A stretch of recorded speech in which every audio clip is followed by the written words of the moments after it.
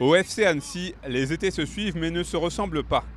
Un an après une intersaison qui aurait pu lui être fatale, le club au Savoyard a vécu une préparation un peu plus sereine cette année sur le plan sportif. Laurent Guyot et son staff peuvent donc compter sur un groupe motivé comme jamais pour aller chercher un troisième maintien consécutif en Ligue 2. État d'esprit super dans la continuité des années précédentes. C'est surtout qu'on termine aussi avec très peu de blessés. Ce qui n'est pas toujours évident sur une période de prépa. Donc je dirais que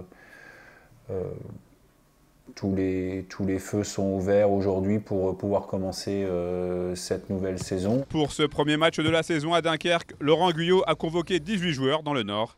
Y figurent les principaux cadres des saisons précédentes, restés en Haute-Savoie, et quelques recrues arrivées cet été. On a gardé des joueurs cadres avec un état d'esprit exceptionnel qui en plus diffuse cet état d'esprit à ceux qui arrivent.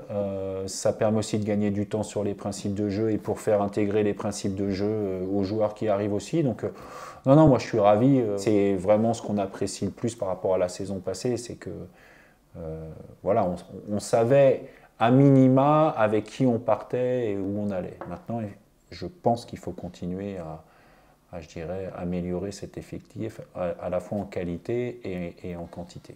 Sans surprise, les ambitions annéciennes restent mesurées cette saison, même si, contrairement aux deux campagnes précédentes, il n'y aura plus que 2 descentes directes et un barragiste. L'idée est donc de faire encore mieux. Il faut avoir les pieds sur terre quand même. Il faut déjà se focaliser sur le maintien qui est important pour le club. Il faut surtout s'imprégner de l'état d'esprit qu'on avait, surtout en fin de saison, que tout le groupe s'imprègne de ça. Et ce qui a fait notre force sur la fin, c'était l'état d'esprit qui était irréprochable. Tout le monde tirait dans le même sens.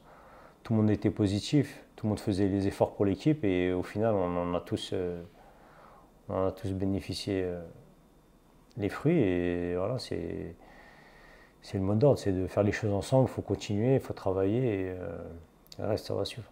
La saison passée, le FCA avait dû attendre la 3e journée pour décrocher sa première victoire.